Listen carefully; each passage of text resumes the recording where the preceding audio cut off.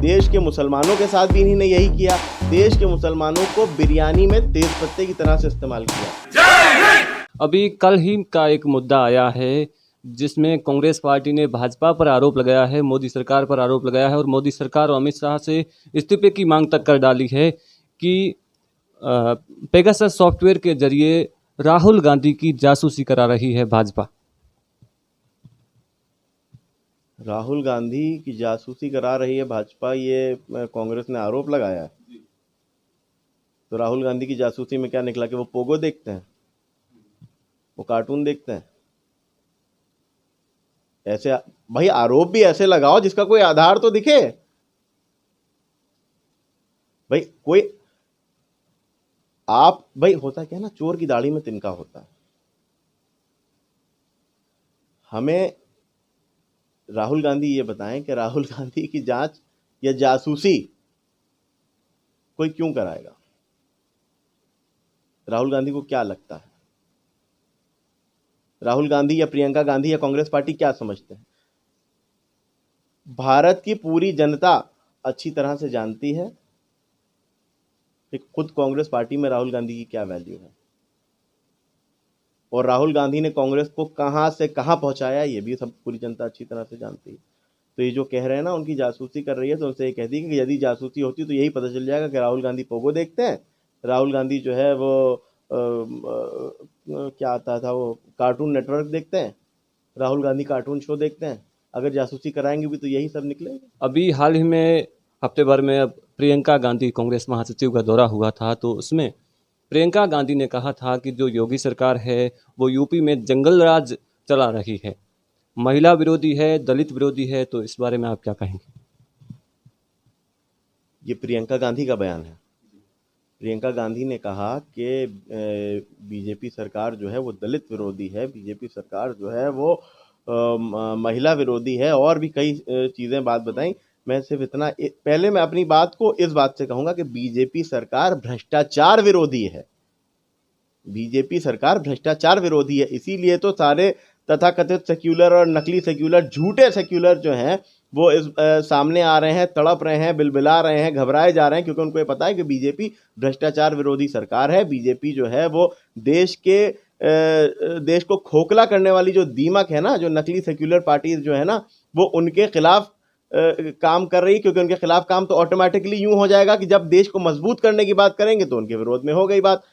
ये कह रही हैं कि बीजेपी सरकार दलित विरोधी है। तो मुझे ये बताएं आदरणीय दीदी,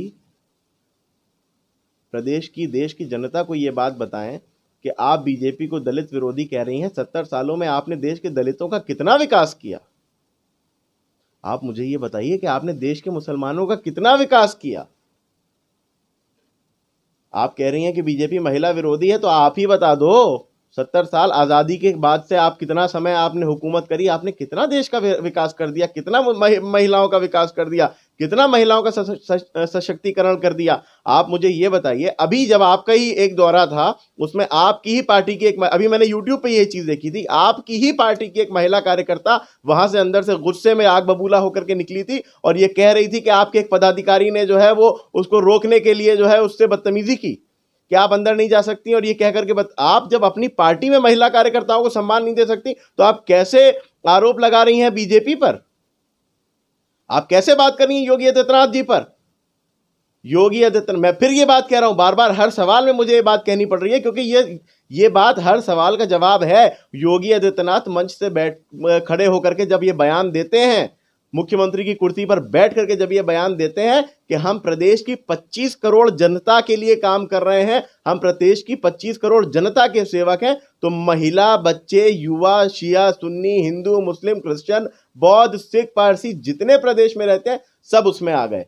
और जब सब की बात हो रही है तो सबका विकास हो रहा है। आप क्यों बार बार बांटने की कोशिश करती हो? आप क्यों दिखाने की कोशिश करती हो कि साहब जो है वो, क्योंकि मसला क्या होता है कि आपने इतने साल 70 साल जो शासन किया, जो 70 साल राज किया, जो 70 साल देश को लूटा है, वो इन्हीं सब मुद्दों पे तो लूटा है। अब आपको यही दिखाई देगा। अभी पता ये चला था क्या वो प्रियंका गांधी जो हैं वो मुस्लिम धर्मगुरुओं से भी वर्चुअल कॉन्फ्रेंस कर रही हैं। मुस्लिम धर्मगुरुओं से प्रियंका गांधी, इनका मैं आपको बता दूं इनका एजेंडा क्या है। इनका एजेंडा है इस्तेमाल करो और किनारे लगा दो। देश के मुसलमानों के साथ भी इन्हीं ने यही किया। देश के मुसलमानों को बिरयानी में तेज पत्ते की तरह से इस्तेमाल किया। तेज पत्ता होता है ना, वो बिरयानी में डाला जाता है, जब तक तेज पत्ता नहीं डलता बिरयानी अच्छी नहीं बनती। और जब बिरयानी पक के तैयार हो जाती है तो सबसे पहले फेंका वही तेज पत्ता जाता है।